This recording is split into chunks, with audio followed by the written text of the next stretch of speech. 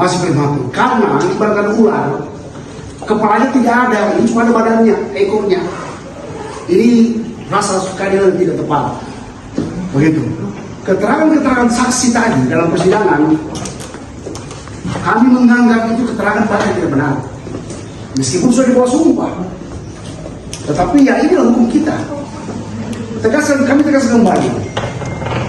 Perkara ini masih prematur. Ibaratnya manusia belum tidak lahir, sudah lahir. Baik, kami menanggapi untuk persidangan kali ini. Kita memeriksa 5 saksi yang dihadirkan oleh jaksa penuntut umum. Dan menurut hemat kami, keterangan-keterangan dari saksi yang ada ini belum membuka siapa otak sebenarnya yang menyuruh melakukan obstruction of justice terhadap perkara pokok yang yaitu Perjadin Kota Bitung di DPRD. Kami berharap sekali ada saksi-saksinya ke depan yang nanti akan membuka siapa-siapa saja yang terlibat, siapa saja yang mempunyai kepentingan yang ditutupi dalam kasus ini, begitu. Karena ya kita lihat ini kasus di atasnya masih ada. Nah, kita akan coba buka siapa yang sebenarnya menginisiasi untuk dihapuskan berkas-berkas terkait perjalanan dinas di tahun 2022 dan 2023. Kami ingin semua terbuka untuk Kota Bitung kami yang kami cintai. Jadi tadi setelah sidang itu memang ada terungkap, walaupun tidak terungkap yang bos-bosnya, tapi ada terungkap Ibu kabar Santi yang memerintahkan Ibu Melis untuk WA ke saksi Olga. Makanya kami juga heran tim kuasa hukum ini yang saksi Olga, saksi siapa yang Ahmad ini, Pandai Ahmad, yang eksekutor itu nggak ditarik sebagai pelaku utama tersangka untuk eksekusi file-file yang dihilangkan. Kami tim kuasa hukum pasti akan melakukan segala upaya hukum untuk membela kepentingan kedua klien kami. Tidak ada kata yang bilang beda-beda. Siapapun dia, pasti kami akan tindak tegas. Kami akan melakukan seluruh upaya hukum. Kami sudah menemukan ada beberapa kejanggalan. Seperti yang tadi rekan-rekan saya sampaikan, bahwa ada nama-nama yang sudah tersebut, bahkan bukan secara implisit, tapi secara eksplisit dinyatakan bahwa mereka juga bagian yang melakukan, menghilangkan ataupun menghapus.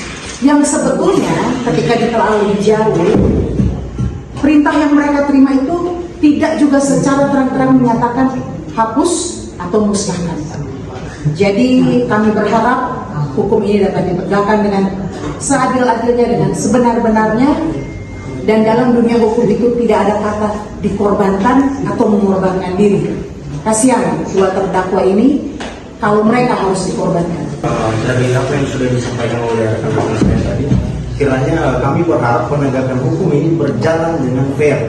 Karena sebagaimana telah terungkap tadi di beberapa keterangan saksi tadi, mereka sendiri mengakui bahwa mereka yang menghapus file-file terkait perjalanan dinas tersebut. Nah, di dalam hukum itu kita mengenal dengan bahasa dader. Dader ini sebenarnya pelaku nih, para pelaku nih. Dan di dalam dader itu ada plager. Plager ini adalah pelaku eksekusi langsung. Ibarat analogi kasus Sambo, plager itu adalah Baradae yang mengeksekusi secara langsung. Dan di dalam hukum itu dikenal dengan perbuatan aktif maupun pasif. Sedangkan perbuatan pasif saja terkait omission liability itu dapat dimintai pertanggungjawaban pidana. Bagaimana dengan mereka yang melakukan perbuatan aktif? Kok tidak ditarik ini?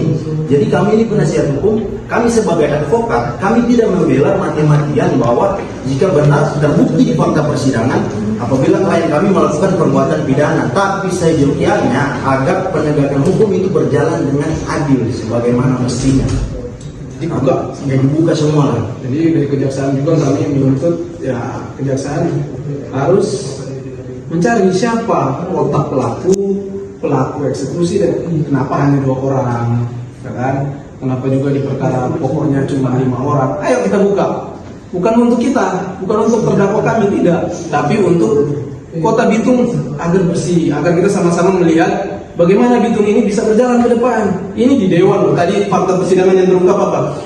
Data-data perjalanan itu sudah ada filenya, sudah ada bentuk tinggal di sudah ada stem, sudah dimanipulasi sedemikian rupa hingga nantinya bisa dipilih langsung, bukan dari misalnya POB, POC, tidak, tapi dari dalam sendiri. Nah, itu yang menjadi harapan kami agar memang ini benar-benar kita buka segamblang-gamblangnya.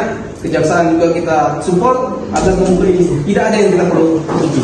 Jika ada yang bersalah, ayo kita sama-sama kerana hukum. Kita lihat siapa otak pelakunya siapa. Jangan hanya ya kita mengkambing hitamkan segelintir orang untuk kepentingan pejabat-pejabat lain atau orang-orang yang mempunyai kekuasaan yang lebih. Kami kira itu dari kami penasihat hukum.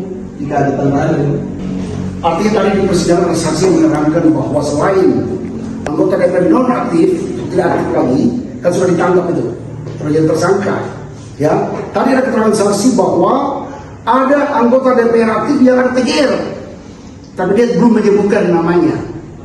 Nah, seperti yang dikatakan rekan tadi, aktor intelektualnya ini yang harus dikejar oleh kejaksaan.